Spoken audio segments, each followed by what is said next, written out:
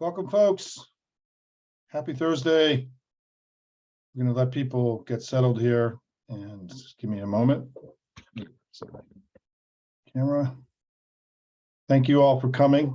I don't often do these at night, but I've had a few requests, and so I decided to do it, and I'm glad you all could join us. I'm going to put up the deck.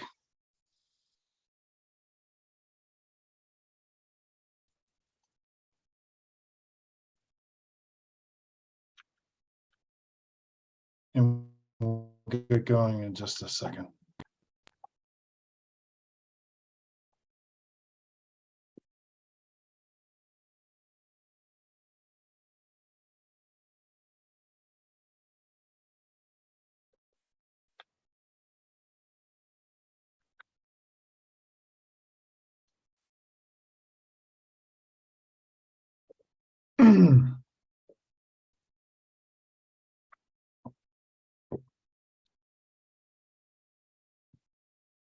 Okay, folks, let's get going. You ready?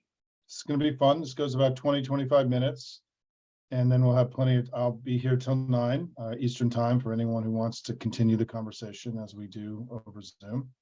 And so let's start. Thanks, everybody. Thanks for being here tonight. I'm Simon Rosenberg from NDN, and this is a presentation we've been doing over the last few months about what is a new bluer election. Lots of exciting stuff in here if you're a Democrat, so let's get right to it. So this is my basic overview of where things are right now. That we've gained 4 to 5 points in the congressional generic, which is that question about, are you going to vote Democrat or Republican this fall? Biden's approval rating has now come up over 10 points. It's rather dramatic. Democratic candidates have enormous cash advantages over their Republican counterparts, and we'll talk more about that. We continue to overperform our 2020 numbers in actual elections that we've seen post-Roe. Women continue to, there's been a huge spike in female voter registration and also participation in the elections. Joe Biden's had a very strong legislative close. The party is united, and the wounds from the battles over the last year are healing. And we go into this election, I think, with a lot of wind at our back and a sense of accomplishment and ready to go. The other side, however, is in a very different place, right? Their polling numbers, they're underperforming everywhere. They've got money troubles. There's unprecedented infighting. They've not really offered any reason to vote for them. MAGA itself is getting uglier and uglier, and their coalition, I think, isn't really holding. And so my view is where things are today is the Senate is leaning Dem, the House is in play, and the election is likely to keep getting better for Democrats. So something historic and remarkable may happen this year, which is Democrats may win the midterms. This was never going to be a typical midterm. Once the Republican Party ran towards MAGA, a politics that had been rejected twice by the American people in overwhelming numbers, they were taking an enormous risk because it was going to be very possible for people to be disappointed in Joe Biden and the Democrats and still not vote for MAGA. They needed to present something different than MAGA, but they didn't. And we know that. And in fact, their embrace of MAGA has become far more widespread and arguably more dangerous than even before. And so it meant that the traditional political physics of a midterm were likely not to apply this time. We always had a shot. The first time I wrote what I just said here was in November of last year, when we already started seeing what's called the decoupling between Biden's approval rating and the congressional generic. So there was always a chance, and that's why I've been a relentless optimist for the last year that we had a shot. Let me just review the data and just show you what the Republicans were up against by embracing MAGA. Is that since Trump won the nomination, they haven't broken 47%, and they've only averaged 46% of the vote, whereas we've averaged much more. In the last 2 elections, since MAGA was really unmasked and the public got a better sense of what Trump was really trying to do, we had our 2 margins of victory were 6.5 points. So Republicans were always fighting an uphill battle, particularly once they embraced this politics that had been so unpopular. And so what it meant was that there was going to, for the Republicans to do well, a lot of Democrats, or people who had voted against Republicans twice, were going to either have to stay home or switch to the Republican Party. And part of what's happened is that each of those things now is less likely than before, than we expected. I really began to believe that there was something happening in this election that was different than the conventional wisdom in May. I was part of a polling project with a group called Future Majority, wonderful group, of Hispanic voters in Arizona, Nevada, and Pennsylvania. I've worked a lot in the Hispanic community, and a bunch of us who've done this work were wondering, was there really some kind of drop off with Hispanics? And so we did a series of polls, high sample, 600-person sample, bilingual polls, some of the most, comprehensive polling done of Hispanic voters this cycle. And what we found was Democrats overperforming their 2020 numbers in these battleground states. If you look at the upper left, those are the Biden-Trump numbers. So Arizona, Biden, bested Trump by 24 points. And you see here that Kelly was up against his opponents at that time. We didn't actually test Masters because he was not that strong at that point. But he was beating his Republican counterparts by high 30s, up in the high 30s. Same thing with Cortez Masto, and Fetterman also was riding above where we were in 2020.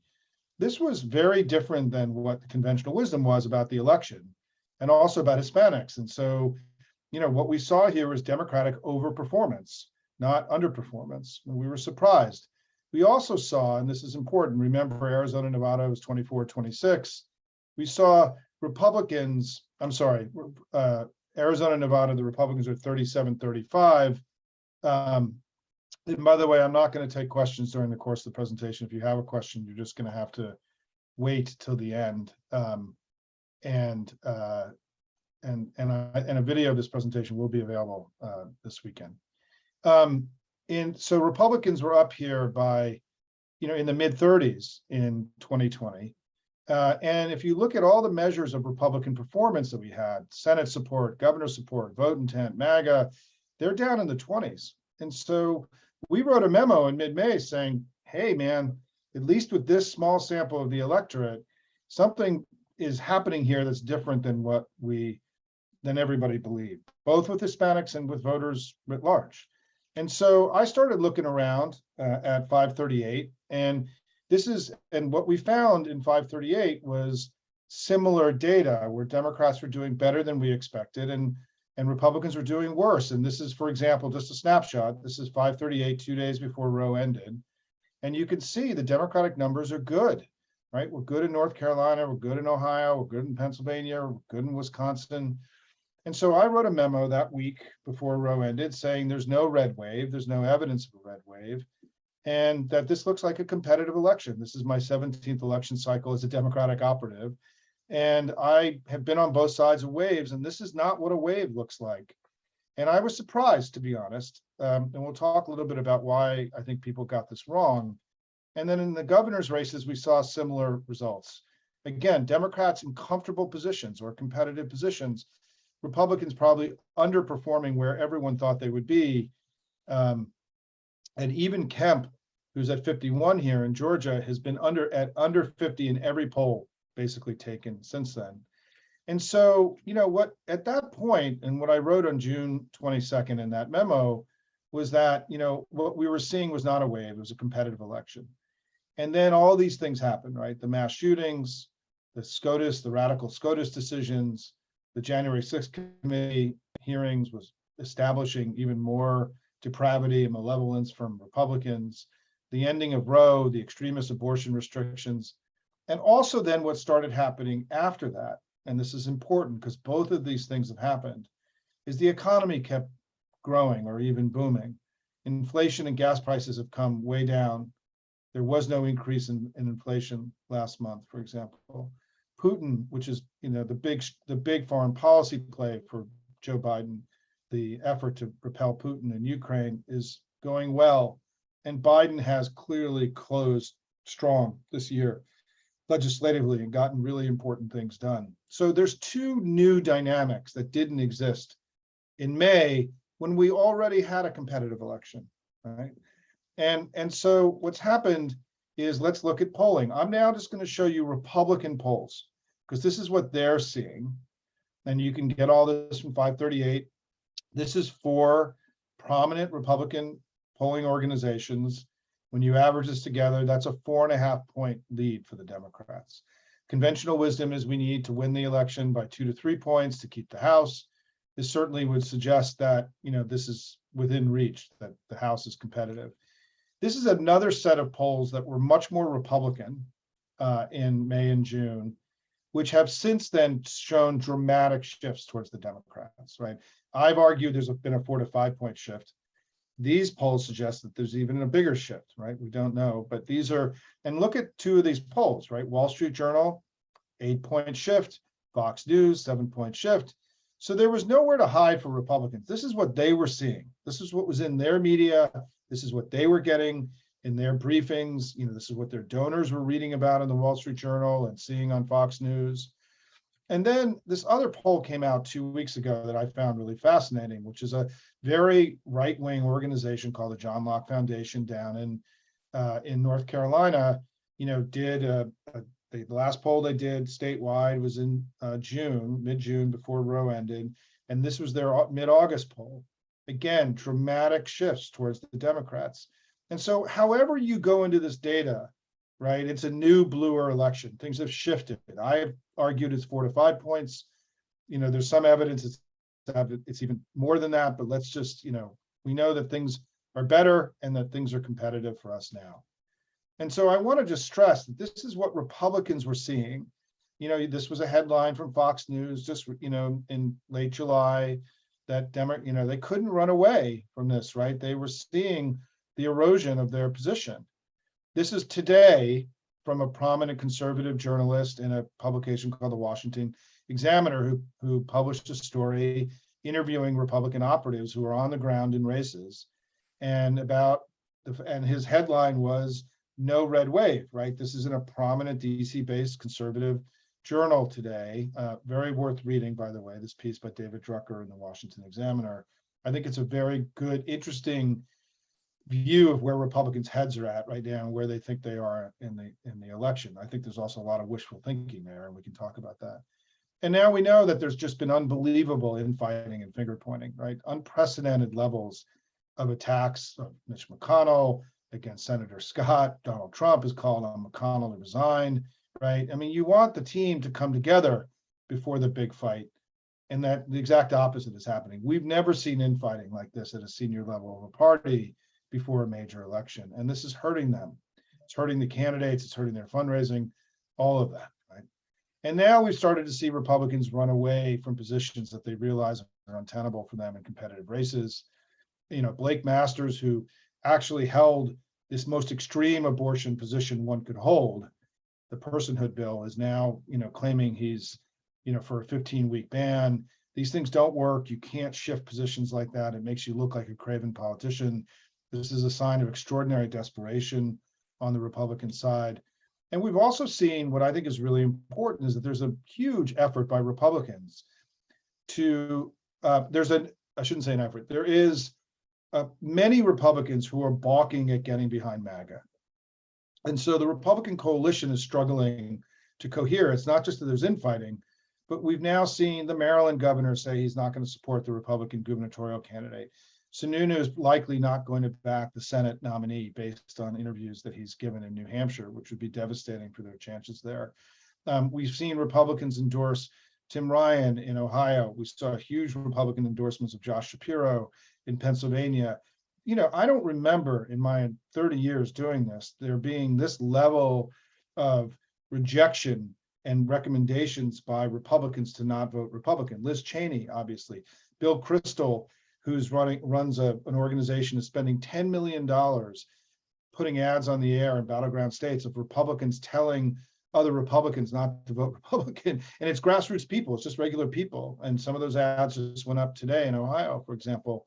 And Michael Steele, the former RNC chairman, I was on his podcast last week, he's openly campaigning against MAGA. So, if this collective effort by Republicans to walk away, to counter endorse, to vote Democrat, even shaves a point or two off the election, that could be the difference between us winning and losing the election. So this is a meaningful thing here.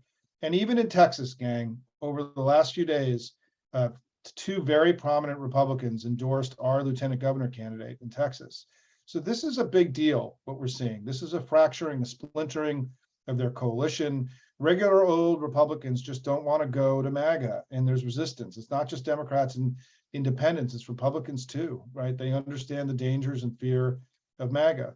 And I just want a couple points I want to make, which is that Republicans are really, really running hard against public opinion here on something that really, really matters. If you look at the on the right-hand side, do you support or oppose a nationwide law that protects the right of a woman to have an abortion? Only 29%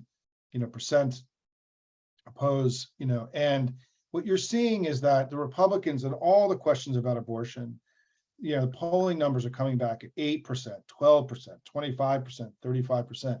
If you're under 40 on a major issue in an election, that's a voting issue, it's going to degrade your brand. It's going to hurt you over time. And that's exactly what's happened. Republicans have taken a big hit. According to Navigator, in their poll, just immediately after Roe ended, there was a 24-point drop for the Republican brand with independents. And so this is a completely different electorate. And the problem is the Republicans don't really have any longer the ability to alter the trajectory of this race. They don't control the government, so they can't pass legislation. They don't really control the debate anymore in Washington. Their news coverage every day is about the latest sort of depravity and malevolent activity of Donald Trump, which is further reinforcing the ugliness of MAGA. And then we continue to get terrible stories about, the abortion restriction laws. I think there was a shooting in Uvalde tonight. Again, God forbid. And so they're just drowning in negative sentiment about their brand, and there's not much they can really do about it. And so where we end up today is that incumbent Republicans are still in the 40s everywhere. Abbott has not hit 50 in a single poll in Texas. If this was a good election, he'd be up in the low to mid 50s. He won his last two elections by 21 points and 13 points. He's only up 5 or 6 against Beto right now. That's been a huge decline for the Republican brand in Texas. Rubio's in the mid 40s, Kemp's in the 40s. Even in Iowa, there have been recent polls. In Indiana, there was a new poll. Oklahoma, these are candidates who are still in the low to mid 40s in many cases, which suggests the Republicans are struggling to pull their coalition back together. And we know in the Senate races, they've got real problems, right? Johnson, Oz, Vance are all closer to 40 than they are to 50. And even Budd in North Carolina, which we know Democrats really didn't think this was going to be a race. The last 3 polls in North Carolina, he's been at 41, 42, and 42. If this was a red wave, they would be up in the low 50s. If this was an election they were going to win, they would be up in the high 40s. This is dramatic underperformance, gang. And I frankly don't think the media has made enough of what we're really seeing. On the other hand, we're up, many of our candidates are up at 50 or even above. Look at all these candidates who are in comfortable places for us right now. And so in the races, we're not just ahead and leading, we're in comfortable places and they're struggling everywhere. I call it the MAGA hangover. The Republican brand is depressed. And as I said, even if there's 1%, 2% of Republicans who just don't want to go there, that could be really significant in the election. This is the Senate averages on 538 today, right? The Dem seats were in good shape here. Cortez Masto only won her election by 2 points. So her up being 4, we'll take that right now. That's good. Georgia's going to be a very competitive race. And we have to be honest that we've had a bunch of polls there recently that have not been what we want.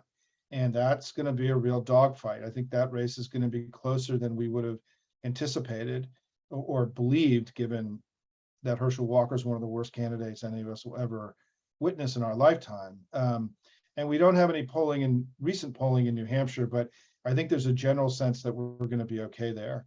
And then of the seats, our pickup seats, or pickup opportunities, Fetterman, who's running a terrific race, is up comfortably. In Wisconsin, Barnes has been up, comfortably in polling. Ryan continues to have a slight lead. Beasley is now up. I mean, she was down or even now. She's for the first time in the 538 averages. She's actually leading. And Rubio's up 3 in his polls, but there have been some of the polls in recent weeks have been really bad for him.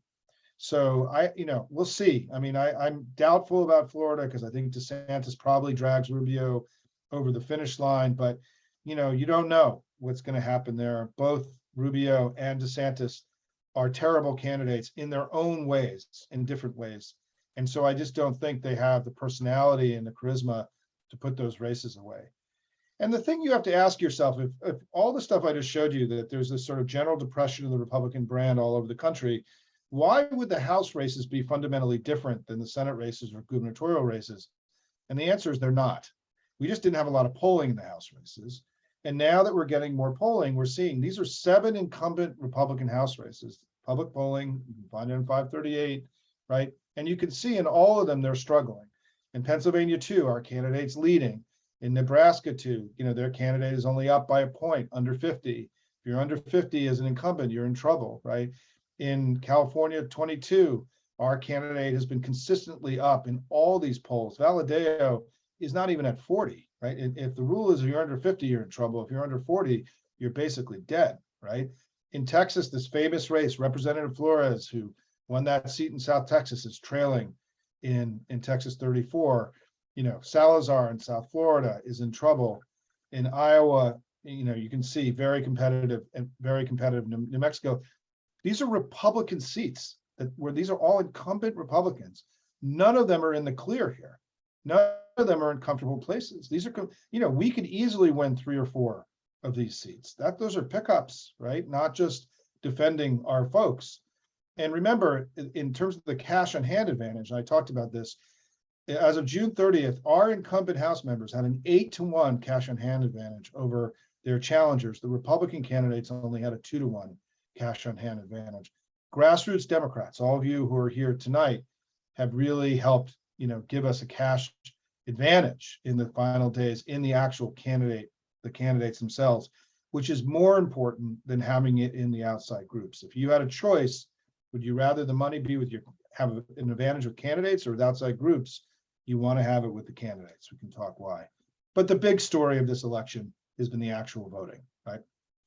And we've had 5 House specials since Roe ended, and we've outperformed our 2020 numbers, a race we won by 4.5 points, by 7 points. In a normal year when the media wasn't so biased, I think, against the Democrats, people would be talking about a potential blue wave. I'm not saying there is going to be one, but these are wildly encouraging numbers that have continued to pop up in race after race after race, right? And even in New York 19, I talked to the GCCC the afternoon of 2 weeks ago. They thought they were going to lose New York 19 by 3 to 4 points. Their internals had him down. They didn't think they were going to win. And we won that race by 2.5, almost 2.5 points. And then, of course, we know what happened in Kansas, where, we had this blowout win in the referendum and more Democrats voted in Kansas than Republicans, which is an unimaginable thing, right? It's just an unimaginable event in a state like Kansas. So in actual voting, which matters a lot more than polling, we are really outperforming both expectations and our 2020 numbers, which is really encouraging. And as I said earlier, and I've covered this a little bit, that the GOP coalition, there's evidence now that the GOP coalition is cracking up and is not cohering and coming together at the end. If it was, many more of their, candidates would be up in the high 40s or low 50s, and they're not. So here's where we are, right? The fear of MAGA was the driving force of the last 2 elections. And what I wrote last November is that it was likely to be the driving force in this election as well. And I think that's where we are. That whatever other things that are factors in this election, but disappointment in Joe Biden, high inflation, whatever the things are, the thing that's driving the vote more than anything else is fear of MAGA. And I think things are going to continue to get better for us. Gas prices continue to go down. I think we're going to be able to spend a lot of money on ads telling everybody what we've done. Voters don't really know what we've done. There's an incredible deficit of understanding. That's something we can fix with advertising and improve our standing in the next few months. GOP continues just to be an incredible, ugly mess. And you add to this, I started this presentation before the Mar-a-Lago revelations. We now know that MAGA tried to put somebody who didn't win the election into the White House in January of 2021. And we now know that Trump may have overseen the greatest national security breach in the history of the country. These are people not deserving of winning an election, right? There's been no olive branch from the GOP to swing voters. There's no agenda. There's no reason to vote for them. I think they made a huge error this spring and summer, which is they believed the election was over. They were telling people they were going to win by 70 seats in the House, according to the New York Times. And they didn't do what every opposition party does, which is lay out a simple agenda, 3 to 4 things. Hey, if you're disappointed in the Democrats, come vote for us. Here's why. They haven't done that. It's incredible. It's just negligence and incompetence. And Democrats have a continued fundraising advantage. And also, I think, as we've said, the way that we close with student loan relief and the climate pieces of the reconciliation bill will give us a lot to take to young voters. That really matters. Young voters are 15 to 20 points Democratic, and they're the least likely to turn out in the midterm. So having a strong, compelling close to young voters could really make a big difference in this race. This is Joe Biden today. He's up 10 points. Look how steep the green is on the bottom.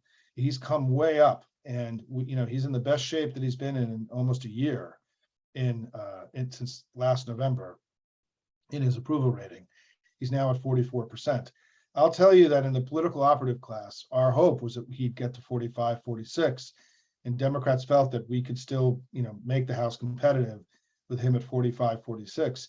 He may be there next week, right, given the rapidity of his ascent in recent weeks. And so this is very good news. And again, all the polling is just really crappy for Republicans. This was the CBS poll showing that independent voters view the Republicans as much more extreme. There's deep awareness.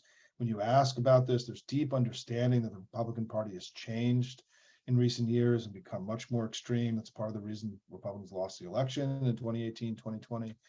And also, this NBC had a really interesting data tidbit last weekend, which is that they have this group they call persuadable voters.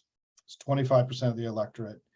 And in 2018, that number was +8 Democrat. The final number was persuadable voters, and we won by 8.5. And so it has often tracked the actual result pretty closely. Not always, but it has often. And that number is now +3 Democrat, which is about, where I think the election is. I think we're up 2 to 3 points in the election. This was very confirming to me, because I think based on stuff we're seeing, we're up 2 to 3. This is another confirming bit of data. And even, there was some belief, right, that Biden's student loan relief was going to hurt him or hurt the Democrats. There just isn't really a lot of polling evidence of that. You can see with independent voters, it's +21. I think for the people that are mad at the student loan relief, we're probably not going to vote for us anyway. And so I think this has turned out to be probably something that's a net positive for us at the end of the day. And so I just want to close out, and because I'm hitting our time here, with just a plea to my fellow Democrats that the one fear I have in this election is that Republicans still have an advantage on the economy. And in some polls, as much as 10 or 15 points. And that is not, we shouldn't be comfortable with that, because the economy is still going to be the number 1 or number 2 issue for all voters. And so they're, I think, going to close very, very hard on the economy. And we have to do a better job at going into this economic debate and winning it, and certainly closing the gap between us and Republicans. And what I'm about to show you is a reason why we should never, ever be behind Republicans on the economy. And there needs to be a big project in the Democratic Party to improve people's understandings of what's happened with the American economy since the Cold War ended and a new age of globalization began. First of all, Biden's seen 5 times as many jobs created in his presidency as the last 3 Republican presidents combined. We are now at or near record levels of unemployment, uninsured, poverty, right? Wage gains, new business starts are at record levels, deficits come way down. And we've made these huge investments. They're going to create jobs and keep the economy growing for potentially decades. This is an incredible economic record. The economy today is as strong as it's ever been in modern times. And we need to be more loud and proud about this in our engagement with voters. I wanted to show you again, here's some basic data. Biden, 9.7 million jobs, the last 3 Republican presidents over the course of their entire presidencies only created 1.9 million jobs. the Republicans have no leg to stand on in criticizing Joe Biden. And if you look at it as jobs per month, jobs have been created at 50 times the rate under Joe Biden as they did under the Republican presidents. The job creation last month, 315,000 jobs, was the equivalent of 2.5 years of job growth under the last 3 Republican presidents.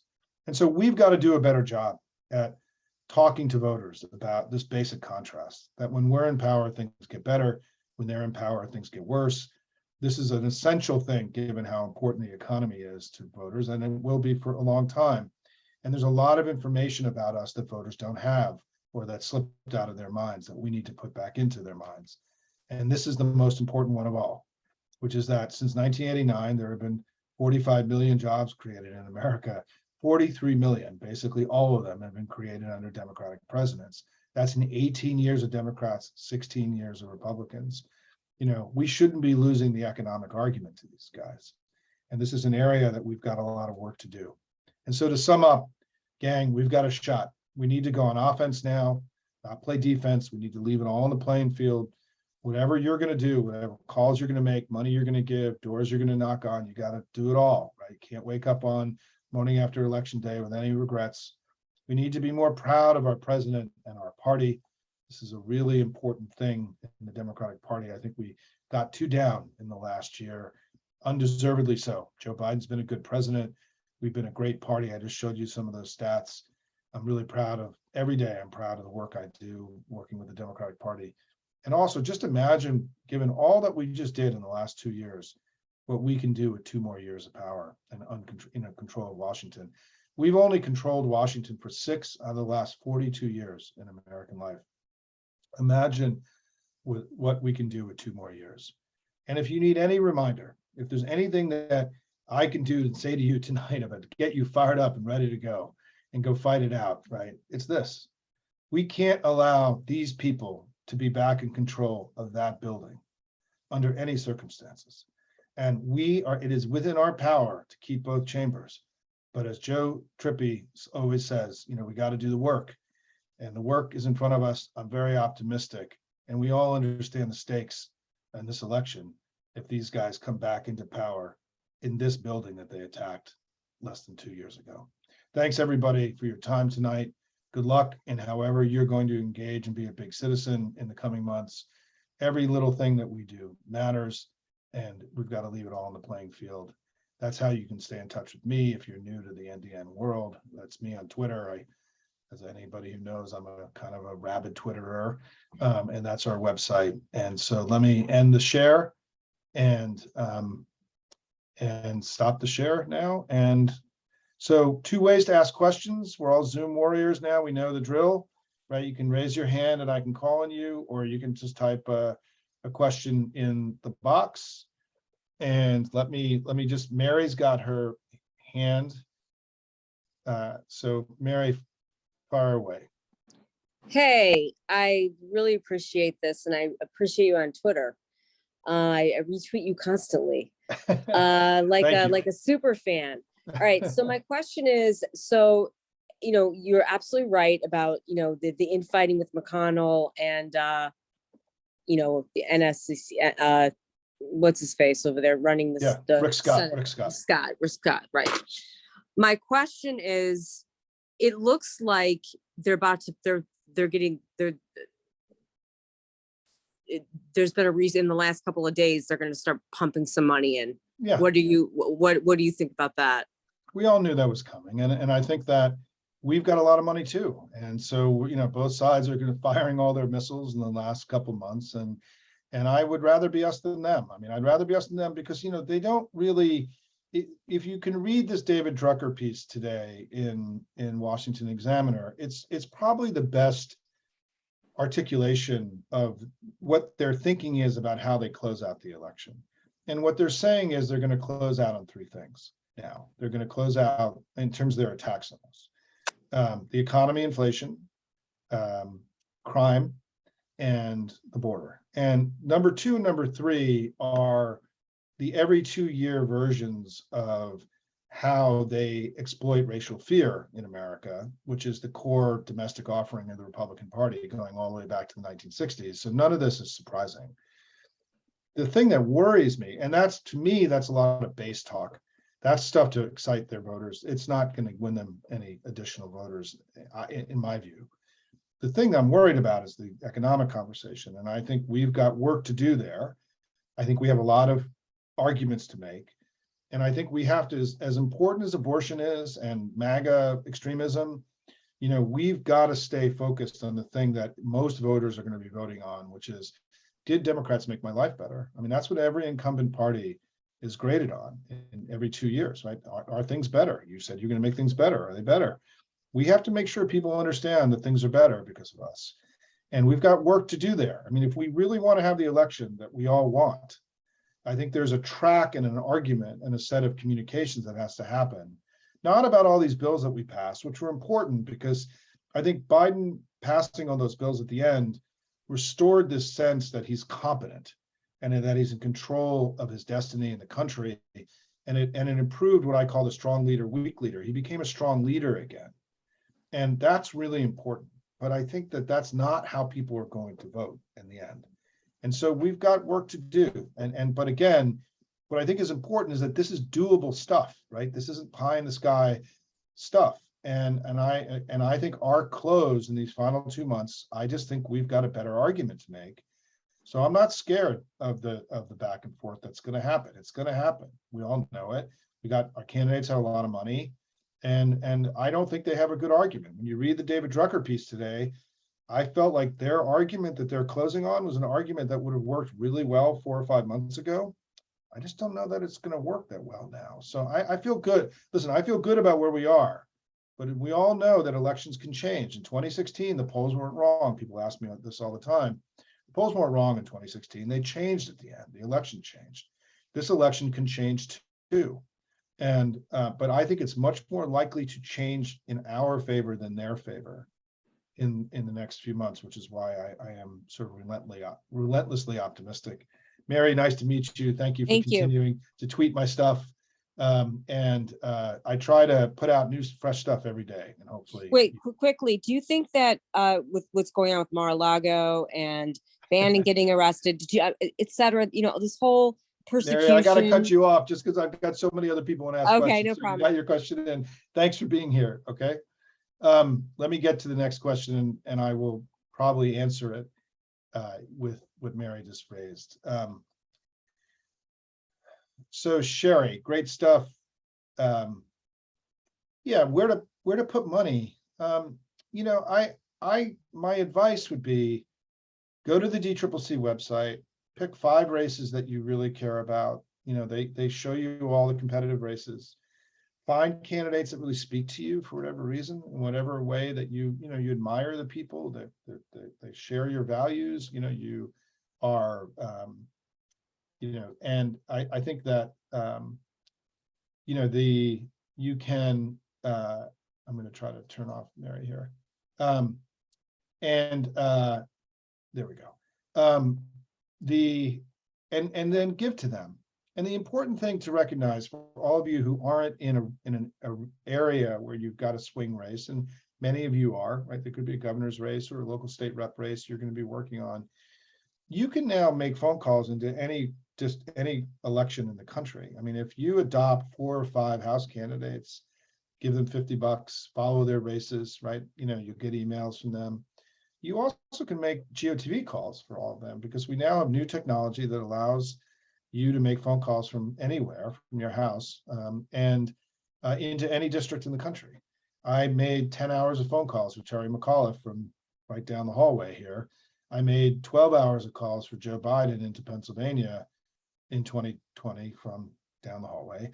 And you can do that too. And so I think that where your money goes the furthest is in these is picking individual House races and giving directly to them. And the DCCC, has a feature on their site where you can go read and learn about all their competitive candidates. And that's what I would do, right? In terms of, and because I think it's important to give money to people you want to root on and feel connected to. And that's the great thing about the site. I helped them build that version of that site in 2018. And I think it's important to give people choices, as I think it creates more money and more connection. Thanks, Sherry. Mary Ann, hey, great Zoom call. How do we continue to drive momentum in all races? Yeah, look, I mean, all we can do is what we can do, right? All you can do is what you can do. And what we have to, I think, my advice, I got asked in the last call, well, what about, the Republicans screwing around on election day and all that, that's out of our hands, right? We can't, there are people who get paid to deal with all that. Focus on what you can do and just do as much as you can. That's the most important thing, right? That the reason our candidates have more money than their candidates is because of people like all of you on this call tonight who've been giving $25 and $50 to candidates that motivate them and get them excited. But also we need to, because in a midterm, there's more drop off historically. There may not be in this one because people are so motivated that, this issue of GOTV phone calling and the kind of door knocking and all that stuff that we do is really going to matter.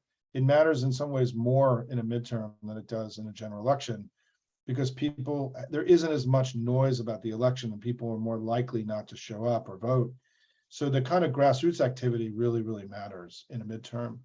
And there are, there's so many ways now to get involved. If you have a campaign that you really like, just email them, call them, DM them on Twitter or whatever, and say, hey, listen, I want to make calls to you. Give me a link. How do I do it? Right. And they'll be able to plug you into the campaign. Anthony asks and says, and let me just make sure there's no hands raised there. What should the spread be for Rubio and Demings? I hear a lot of people who voted for Trump say they're tired and want Demings and dislike DeSantis. Yeah, look, I think that my view is that being an asshole matters in politics. I think it matters. I think people, they want to have people that they admire and they like. And I just think Rubio and DeSantis are assholes. And I think it's a problem for them. And it doesn't mean that they lose, but I also think it means that the election's probably going to be closer than they want. And I think that's the same is true for Ron Johnson in Wisconsin, who I think is going to lose. I think we're going to win that race.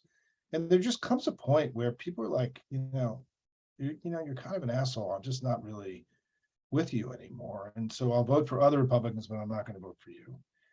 I don't know what's going to happen in Florida. I think Florida is a state that we are struggling in strategically, politically.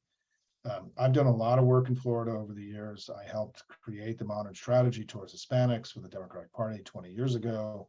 I've run ads in Florida. I don't know that we're going to win those two races. However, it really matters, I think, in terms of weakening DeSantis and his national aspirations, that Charlie Crist, a former governor of Florida, is running a very spirited race. And, if DeSantis wins that thing by a point or two, he's going to be really damaged nationally. It won't be a clean win for him. And so, yeah, I'm optimistic about, I'm optimistic these races are going to be close. I don't know that we're going to get there because Florida just always seems to slip out of our hands, but I think both races are closer than anyone anticipated.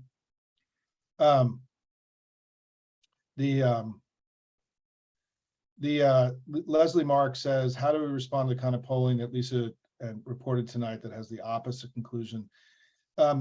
Leslie, that's not true. I don't know I didn't see the PBS thing, but that Marist PBS poll actually confirms everything I'm saying here. Actually, we were up 4 points.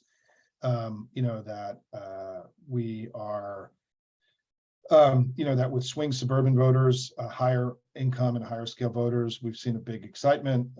So that poll was actually very good for us. I don't know what I saw on PBS, and I haven't gone into the guts of the poll, but that was actually, it's been reported that that's been actually one of the best polls for us in the last few weeks. So I don't know what happened on TV tonight but that was, let me just say this, there's no bad polls for us anywhere. There's no bad polls anywhere.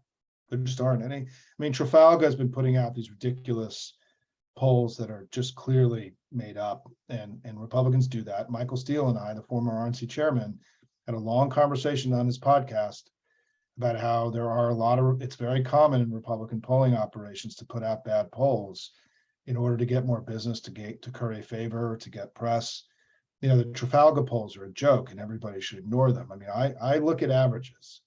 And right now, everything I've given you tonight is, you know, the averages, and that's what you have to look at, because there can be aberrant polls. And you know, and 538 does a very good job at discounting polls that have historic tendencies to be wrong, gets less weighted than ones that have an historic tendency to be right. And that's why I use 538. I like the way that they process data. I think it's there's a lot of integrity to it.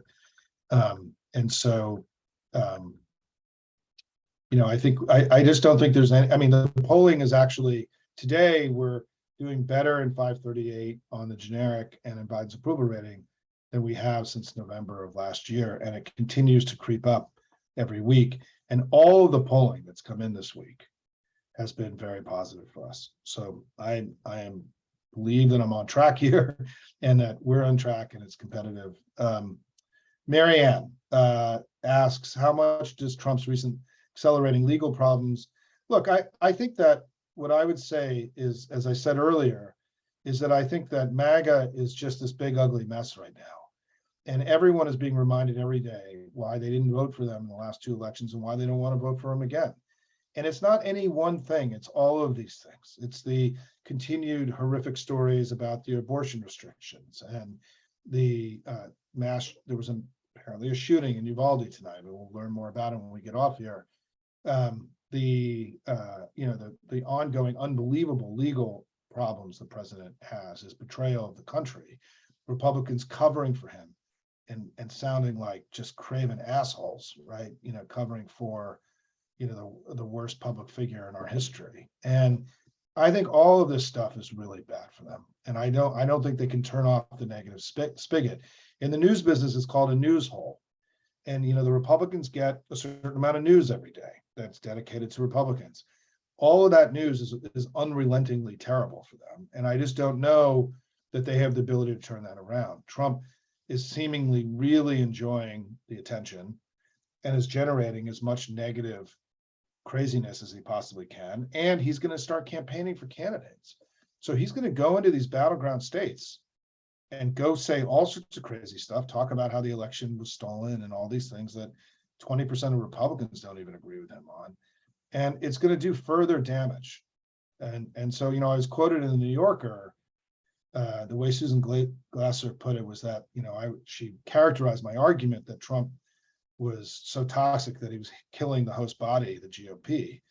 And I think that that's an apt description. Laura writes, oh, I will be making either a recording of this presentation or the one I'm doing tomorrow will be on the website over the weekend.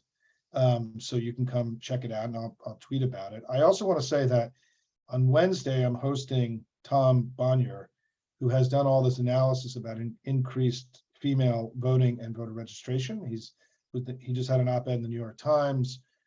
He's been quoted quite a bit. He's an old friend of mine. We're going to be doing a live chat Wednesday at 12:30 for any of you who want to join us. And we have a lot of events coming up. I'm about to announce a whole series of events. And I also am doing a lot of podcasts. I did Joe Trippy's podcast today. The Michael Steele podcast was a great conversation we had last week. I'm going to be doing Marcos from Daily Kos is joining him in his podcast next week. So I'm out there trying to spread the message here as widely as I possibly can. Christine mentioned the Utah Senate race. Yeah, you know, that's the polling. I just want to say, Christine, I didn't mention it. I used to talk about it more, but then the polling went from being pretty good to then being really bad. And now there's a really good poll today. I don't know what to make of the Utah race. And it's something, Mike Lee is not putting that race away. And, you know, I just, to be honest, I don't know. And the reason I've been conservative about talking about it is I feel like the polling has really been all over the place and I don't know what to think. I just don't know. And I haven't, you know, done my homework and called people out there who know better than me. I will, it's good counsel. I will spend some time in the next few days trying to develop an opinion about what's happening there. But it's something people should keep an eye on, right? And it's, it's not out of the question, but it's not, I just don't know that right now that's as likely. I got asked about Indiana. I don't know that Indiana is going to be in play, but to have a public poll with the incumbent senator there at 45, if you're under 50, the rule is it's a competitive race. And so it's just, I think that if I'm right about what I'm saying, and if we've seen big overperformance in places like Alaska and in Kansas, right, then something, places where abortion is really at risk is where we're seeing the biggest increase in female registration. And we've seen massive overperformance in very Republican places. So weird things could happen in this election. I think it's important. This is why I mentioned Indiana, is that, it's pretty shocking to see a race that no one's even paying attention to have the incumbent at 45. And, if I'm right, that this election is leaning Democrat, it's not just competitive, but it's got a Democratic lean. And if we're 7 points over our 2020 numbers and we won that election by 4 points, this could be a really, not just we grinded it out by a couple points here and there. This could be a really good year for us. It's not likely, but it's also not impossible, because I think the Republicans have a very low ceiling. And I just don't know, if you're an undecided voter, why, given the ugliness of MAGA every day and the fact that Biden ended really strongly and did good stuff, why would you now choose to go vote Republican? I just don't think that I'm skeptical that that Republicans are going to pick up a lot in the close here. I just don't think they haven't earned it. They don't have a good argument. I think we've earned it. We have a good argument. And I just think when the shooting starts and the ads start flying, I just don't think they have enough to really fundamentally change the dynamic of this race. Everyone knows inflation was too high. Everybody knows that. So if they spend $100 million telling everybody's inflation too high, is that like putting a pile of money and lighting it on fire? It really may be. Whereas we have stuff to talk to voters about that they don't know. They don't really know what Joe Biden's done. So I am also very optimistic that the money we're about to spend is more likely to give voters information they didn't have that really matters to their making a decision who they're going to vote for.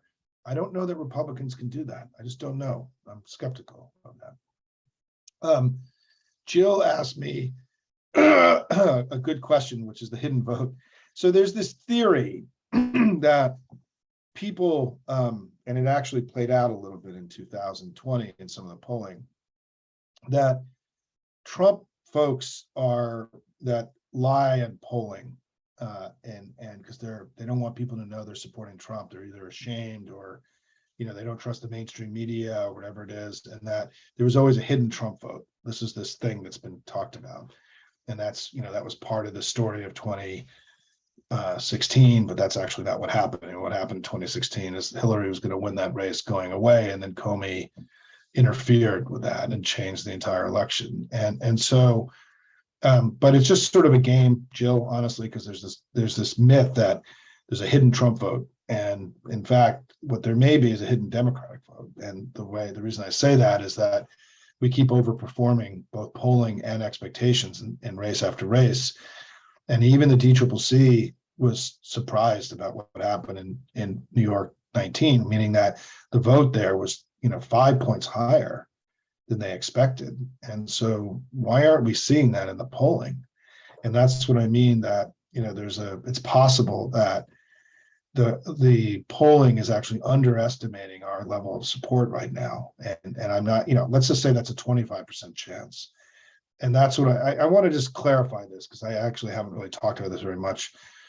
I think there's about a 25% chance we're going to do really, really well in this election and win it by, more than a point or two. I don't think it's more than 25%, but I think there's people were laughing at me in May and June when I said this was going to be a competitive election. Well, my next prediction is I think there's a 25-30% chance that, we have a really, really good election and not just a, slug it out and win by a couple points here and there. But we'll see. And again, it goes back to all the reasons that I just, went over with everybody. Even now, I think you've heard all of my explanations. Somebody had something I skipped over. Laura, can I make a plug for Vote Forward letters, please? I think what you're saying is that letter writing and postcard writing is another way to engage. And I'm sorry if I left that out. I've just never done it. It's not an activity I've done. I know a lot of people are doing it, and I think it's really important. And so I apologize for leaving that out. I will make sure that's in my, I actually spoke to a group earlier this week of people who write postcards in the swing districts. And I do think that's very, very effective. And so thank you for doing that. And I apologize for leaving that out of my litany. Yeah, and Karen writes, yes, I mean, basically all these good things that we just did, Republicans voted against it. It's just, another way that we can, end strong here is we've got a very strong closing argument about how we made the country better, long-term investments, the economy's booming, all these things. And we just got to go make it. And I think we can talk about their radicalization. We can talk about abortion, and we can talk about how we've made the country better. We can do all those things. And I think if we do, I think we're going to have a good election. So let me conclude, because I think that's it for the questions, is that for those of you who are still here, and we still have an intrepid group that's still here, I am doing this presentation tomorrow at noon. If you really liked it, you want to email your friends, tell them to go watch Simon do his thing. The room will be a little bit lighter than it is right now. It's dark on the East Coast here, sadly. And I'll be doing these presentations. I'll be updating them and doing it from time to time over the coming weeks. I don't have another one scheduled after tomorrow. I'm just kind of going to let the recording sort of speak for me over the next few weeks. But I'm also going to be posting a lot of podcasts that I'm doing if you want to stay in touch with stuff. And also on my website, I update my basic election analysis every day. It's a live document. I put in new data, new numbers, and new interpretations. And so you can check back, you can bookmark that, however you do that, and check back on that.